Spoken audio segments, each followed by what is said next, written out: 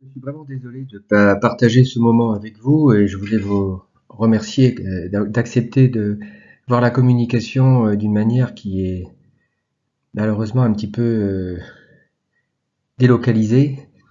Mais en même temps, ça sera toujours mieux que de l'avoir présenté peut-être par quelqu'un qui n'aura pas forcément ce que j'ai à vous dire. Je voulais vous dire qu'on avait fait le maximum, on est resté 5h30 dans une salle d'embarquement coincé sans avoir le droit de sortir en attendant de s'attendre dire que finalement l'avion ne décollerait jamais et surtout qu'on n'avait aucune solution pour rejoindre notre destination puisque tous les vols étaient surbookés. Voilà.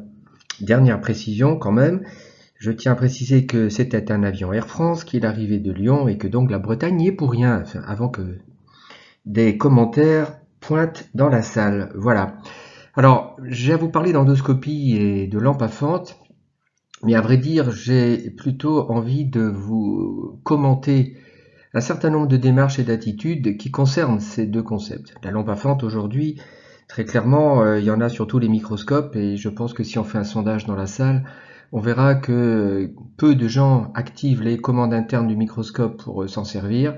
Ce qui veut dire qu'il y a quelques irréductibles, mais il suffit d'aller dans un congrès international et présenter ces images pour être identifié français et, on va dire, français un peu roots, tant qu'à faire, lorsqu'on présente les vidéos. Donc ça veut dire que ce concept n'a pas réussi à faire sa place, probablement pour des raisons largement économiques, parce que évidemment, ben, il est le meilleur moyen de ne pas vendre des fibres optiques. Voilà. Le deuxième concept, l'endoscopie, c'est encore autre chose. Aujourd'hui, voir mal n'est plus un souci pour beaucoup de gens. C'est juste le moyen de ne pas arriver au terme d'une procédure chirurgicale ou du moins de se trouver des excuses de ne pas la mener à son terme. Après tout, la limite de ce qu'on peut voir est souvent un bon moyen de trouver une limite à ce qu'on peut faire. Enfin voilà. Donc pourquoi on en est là? Eh bien, je voulais juste vous parler du passé, évidemment d'une société Bauchelon. Ben, si Jacques est dans la salle, ça sera le moyen d'avoir un témoin de cette époque dans la salle. Cette société avait pour mode de fonctionnement à l'époque, c'est-à-dire il y a une vingtaine d'années, de réunir au sein de board les chirurgiens d'Europe et des États-Unis et de leur demander, dans des meetings qui étaient organisés dans des hôtels à l'étranger, on était cloîtrés pendant 2 jours et on travaillait de 7h du matin à 7h le soir pour poser sur la table tous les problèmes chirurgicaux auxquels on était confrontés et les solutions qu'un gros industriel pouvait trouver pour nous améliorer notre quotidien. C'est comme ça qu'est née la machine que vous voyez en photo, le Millennium. C'est une machine qui avait l'avantage d'apporter de manière novatrice aux États-Unis le double linéaire sur la pédale, d'apporter le fait d'être un concept multi-unit qui permettait d'être réparé avec une pièce de monnaie par le chirurgien lui-même si un élément tombait en panne, il suffisait de le changer et puis la machine redémarrait. Elle avait également 2 pompes à l'époque, ce qui était là aussi très novateur, et une pompe à contrôle de débit incroyablement précise qui était la pompe concentrique. C'était un nouveau concept de pompe excentrique qui était différent et qui apportait certains éléments dans les bas débits. Bref, une machine qui avait fait quelque part écho à ce que les chirurgiens des divers boards avaient réclamé. Voilà. Cette société a également donné suite à une idée qu'on avait, c'est de pouvoir faire de la chirurgie transconjonctivale. Et Bauchelon a été le premier à lancer sur le marché le TSV 25, c'est-à-dire la chirurgie transconjonctivale en 25 gauge. Bref, faisait ça aussi écho à la demande des chirurgiens qui voulaient qu'on simplifie la procédure pour pouvoir notamment l'appliquer à la chirurgie maculaire et être le moins traumatisant possible pour pouvoir la manager de manière ambulatoire et autre. Voilà. Donc cette société avait mis en place un système qui, très clairement, aujourd'hui, n'existe plus, puisque bon, la société a évolué différemment, elle travaille et fonctionne d'une manière tout à fait différente aujourd'hui, et les autres sociétés n'ont jamais adopté ce mode de fonctionnement qui était en fait un moyen de récupérer de la base le moyen de faire évoluer les choses. Alors, aujourd'hui, le développement marche d'une toute autre manière. En fait, Si vous regardez ce qui est écrit là-haut, moi j'aime beaucoup cette maxime de Martin Luther King. Il y en a certains, à mon avis, à qui ça va faire plaisir de voir ça écrit sur l'écran. On va pas les nommer. Mais aujourd'hui, l'industrie essaye de mettre en place une sorte de pensée unique dans laquelle il faut faire glisser les chirurgiens et les opérateurs. En fait, si vous voulez, aujourd'hui, la recherche et développement de tout ce qu'on peut avoir à utiliser passe par un staff de la R&D qui décide en gros ce qu'on va fabriquer à la maison, ce qu'on va fabriquer dans nos murs, en étant à peu près comme les voisins, mais pas tout à fait, suffisamment différents pour avoir un argument commercial, mais pas trop loin quand même pour pas dérouter les éventuels opérateurs qu'on appellera des clients. Bien là-dessus, le syndrome NIH, c'est-à-dire qu'en fait, pour qu'un produit soit intelligent, il faut qu'il soit développé dans la maison. Si vous arrivez avec l'idée, l'ARD voit pas ça d'un bon regard et on vous explique que vous êtes probablement beaucoup moins intelligent qu'eux et donc ils vont refaire le travail pour vérifier si eux ne feraient pas nettement mieux que ce que vous avez pu vous imaginer. Donc ça s'appelle le syndrome NIH et ça se vérifie tout le temps, croyez-moi, je peux en être un excellent témoin. Parce qu'en fait, au bout de tout ça, passent les financiers et qui mettent en place le business plan. Et le business plan, en fait, est parfaitement articulé au syndrome NIH, c'est-à-dire on fabrique à la maison, ça coûte combien de fabriquer, combien de personnes seront intéressées, quel pourrait être le marché, et si possible, on ne prend pas de risque financier parce qu'autrement les actionnaires vont pas être très contents. Alors tout ça amène à un certain formatage. C'est-à-dire qu'en fait, il faut qu'on trouve un produit qui convienne à la société, qui passe par un mode de financement, et ensuite qu'on trouve le moyen de faire rentrer les chirurgiens là-dedans pour qu'au bout du compte, on arrive à les formater, à travailler avec le produit qu'on a nous conçu. Et c'est ce qui se passe aujourd'hui pour à peu près tous les produits qu'on a de disponibles.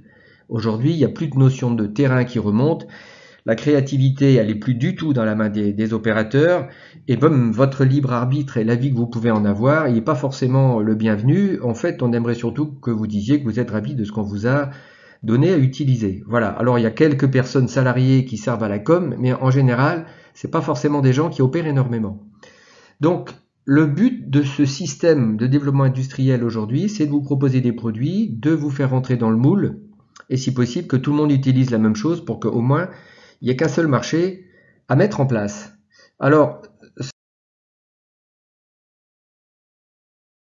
médical, il est assez rigolo parce que finalement, l'industrie fait ses comptes, et au bout de tout ça, au bout de ses comptes, décide ce qui doit disparaître, ce qui doit continuer. Un bon exemple chez Dorc, il y en a quelques-uns par exemple.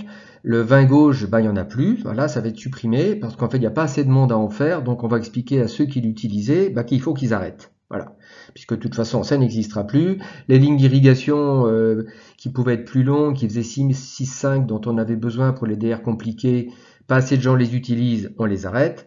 Et les vitréotomes à guillotine qui se font chez les voisins, mais qui ne sont pas des TDC, finalement ça fait deux marchés, on va expliquer aux chirurgiens que le TDC c'est plus homemade, donc on va arrêter l'autre, et ainsi de suite, et ainsi de suite. En gros, si vous voulez, vous allez devoir apprendre à faire avec ce que l'industrie vous donne, et c'est pas l'inverse, comme du temps où on travaillait avec Bausch & Lomb, où Bausch & Lomb vous nous disait, vous aimeriez travailler avec quoi, et on va voir si on peut le faire. Et si ça passe, bien sûr, par les lignes de financement. Ce qui fait qu'en fait aujourd'hui, quand vous avez une idée ou vous avez envie de fabriquer quelque chose, et là je peux en parler puisque ça fait suffisamment longtemps que j'essaye de développer de l'endoscopie, aujourd'hui la preuve n'est pas à faire qu'on est capable de faire un endoscope de très haute qualité et de très haute résolution pour un prix qui pourrait être bas. Ça c'est sûr. La preuve est faite de tout ça. On a fabriqué des prototypes qui en amènent la preuve.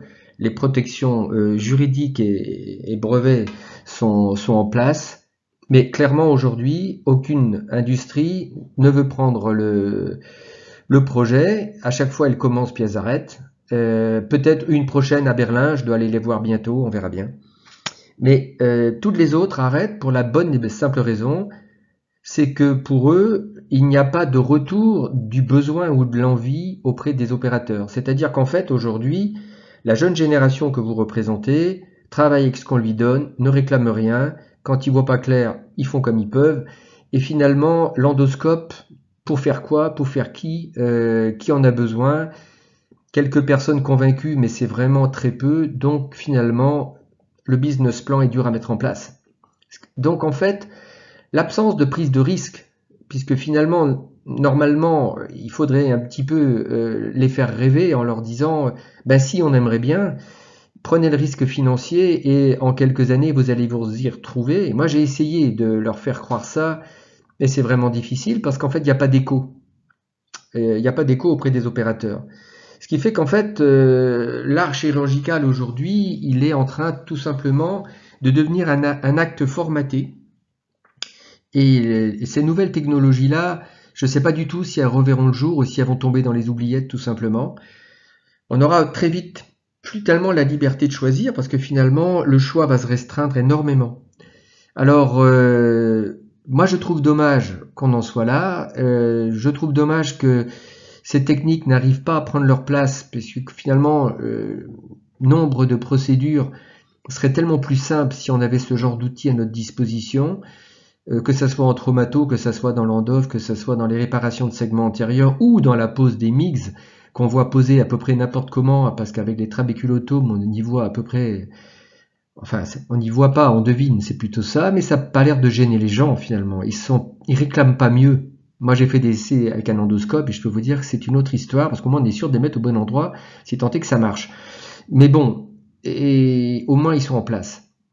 Mais ça, encore une fois, c'est quelque chose qui ne semble pas être une question qui est une question quotidienne pour les opérateurs d'aujourd'hui, ce que je ne comprends pas très bien d'ailleurs.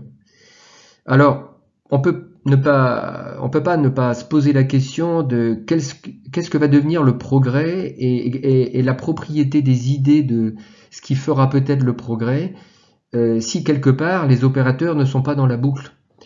Et ça, franchement, je pense que des réunions comme celle-ci sont vraiment un moyen justement de se poser ce type de questions, d'échanger des idées, hein, comme vous le voyez en bas. Je pense que des réunions comme ça, c'est le moyen de vous poser la question à plusieurs, peut-être même d'ailleurs de faire une demande conjointe à des sociétés pour leur dire, écoutez, ben nous, on est nombreux, on aimerait bien qu'on cause de ça. Et c'est probablement l'écho qui peut faire bouger les sauges aujourd'hui, parce que clairement, sur le plan technique aujourd'hui, ce problème, il n'y en a plus en fait. Sur le plan technique, tout est réglé. C'est simplement que il semble que l'envie n'existe pas. En tout cas, c'est leur analyse. Voilà. Alors, quid de l'innovation pour demain? Moi, je vous conseille vraiment d'être extrêmement prudent et d'avoir un œil critique sur la façon dont l'industrie est en train de vous faire rentrer dans des rails et essayer de piloter votre activité pour que vous deveniez des produits finalement au bout de la chaîne qui sont là pour utiliser et créer du marché.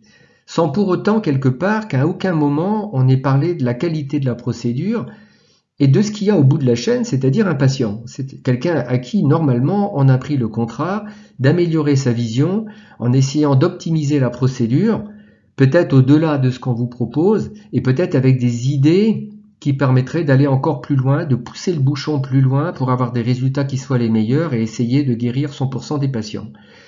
Aujourd'hui, l'industrie n'a pas ce but-là. Ça, c'est certain. Ce but-là, vous êtes les seuls à pouvoir l'avoir. Et si vous en faites pas l'écho et si vous vous manifestez pas auprès d'eux, ils tendront pas l'oreille, ça c'est sûr. Donc je vous franchement pensez à ça, pensez à votre avenir. Le nôtre, il est derrière nous. Je vous jure, pendant des années, on a fait le job, mais là aujourd'hui, c'est compliqué si vous n'êtes pas là pour avoir une quelconque demande. Et je vous jure, c'est votre avenir. Donc je vous remercie de votre attention et je vous souhaite une bonne réunion. Au revoir.